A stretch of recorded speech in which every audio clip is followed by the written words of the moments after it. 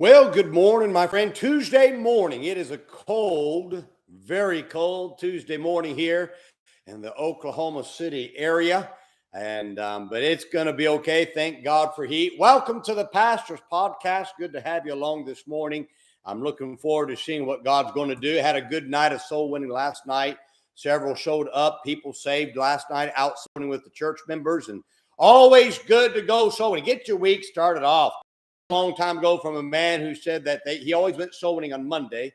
That way he could get, if he could see someone saved, that really, he said that set it for the week. And I just kind of, when you see someone saved, makes everything throughout the week a whole lot easier. That's one reason why we have Monday night soul winning here. Now I inherited it when I became pastor here, but looking forward, I kept it going, and I'm glad I have. Don't plan on changing it. There's just something about getting your week going.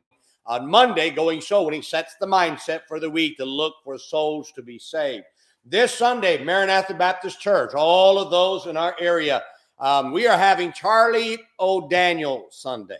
And this coming Sunday night, I'm going to honor our previous pastor, Pastor Charlie O'Daniel, good friend of mine, good man.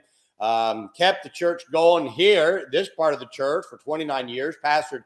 The Maranatha Baptist Church is a merge of two different churches, and he took over the Maranatha Baptist Church over in Oklahoma, merged with Western Oaks Baptist Church here in Bethany, and we became the Maranatha Baptist Church, and he pastored this one for 29 years, and I want to honor him. And so all of those in our church, I want to encourage you to be here this Sunday.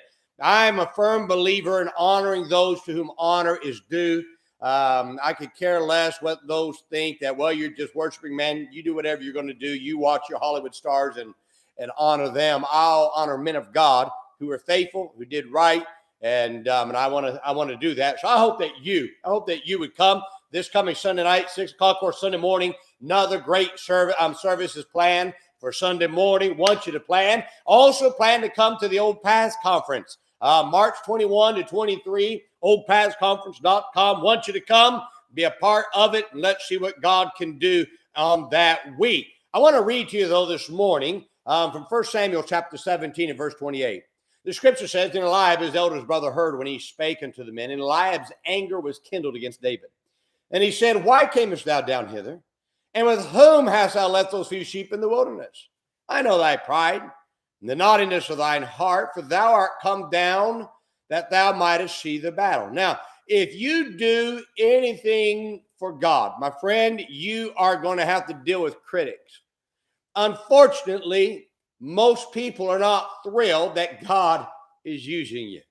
In fact, many of your critics will not come from the outside. And I say the outside, I'm talking about the lost world, but from those who you thought should be excited about God working in your life, which is your fellow believer.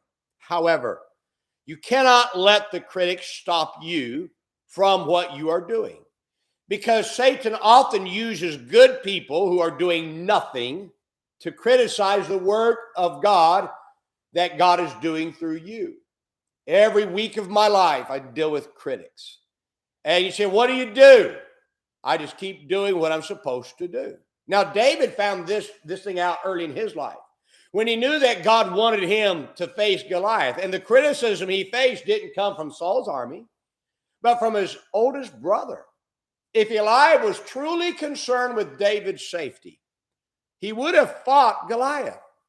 But he wasn't concerned with David's safety. He was jealous of David and hoped that his criticism would stop David so that he wouldn't look bad. You see, David's response to Eliab shows how every believer should respond to the critic. First, stay focused on your cause.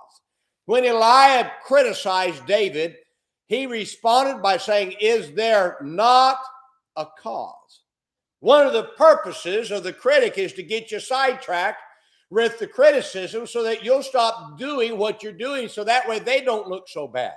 If what you're doing has brought criticism, you must never stop it because of the criticism. Doing right is not always going to be liked by everybody, but you've got to keep doing right and not let the criticism pull your focus away from God's cause in your life. Second, turn away when critics criticize. Now listen, you don't have to respond just because someone criticizes. The purpose of the critic's criticism is to get you to respond, which pulls you away from what you're supposed to be doing. You don't have to respond because someone criticizes you. The critics' demand to answer them should simply be ignored for the best answer to the critic, which is no answer. If you answer the critic, your answer will never be enough because the critic, see, okay, I just put it this way. You can't talk to stupid, so why respond? They're going to criticize you no matter what. So why respond? Because it's never going to be enough. You just do what you're supposed to do. Third, let your work and accomplishments do the talking to the critic. The best response to criticism is to keep doing what God is blessing because your accomplishments eventually make the critic look like a fool. You see, you have to understand that the critic is criticizing you because you're making them look bad, and they know it. Therefore, if you keep accomplishing the great works for God, you won't have to say anything because your works speak for you. Now, my friend, criticism, it's never easy to take when it comes. But you got to keep doing what brought the criticism and talk to the Lord who can help you through it. I'm not going to say that criticism doesn't hurt, doesn't tire you, but you got to keep doing right. If you bring the criticism to God, he can deal with the critic in a whole lot better way that makes them look evil and foolish. God did this to those who criticized Ezra and Nehemiah, and he did this. He'll do the same for you.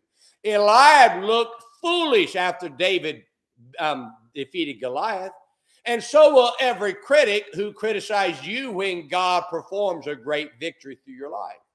Now, always remember that when the critics crawl out like a cockroach, it's because your works that God's doing through you is shining a light on their laziness and lack of doing right. Now, don't let them stop you. You got a greater work to do than to speak to the critic. We all the time, I deal with people about our soul winning here. I let them criticize. You know why they criticize? Because they're not soul winning. I let people all the time. People criticize because we are restoring the fallen. You know why I let them? I don't say anything to them because they're not going after anybody. They're not restoring anybody. So why worry about it? I want to keep on. There's too many people that are lost and on the way to hell. Too many fallen that need to be restored that God can use if I just stay busy, focus on what I'm going to do. Let God deal with them, my friend. I'm telling you. Yes, we all are going to have critics. And by the way, let me say this: woe to the critic. You're doing the work of Satan. You're no better because Satan's the critic. He's the accuser of the brethren. And it's these guys out there that want to, well, you know, don't cover sin. Nobody's covering sin. When someone breaks the law, we call the police. Everybody does that. These guys are foolish. Don't let the critics stop you. You keep doing right. Keep soul winning. Keep building a church. Keep running your bus route. Keep teaching your Sunday school class. Keep building a great work for God. Let the critics yap like a Chihuahua dog. You just keep doing right. And let God shine his light and blessings on your life. And when God blesses you, the critics look like a fool. That's how you respond to the critic. My friend, hope this is a great help to you. Now remember today, be good to everybody. Everybody's having a tough time. Have a great day, my friend.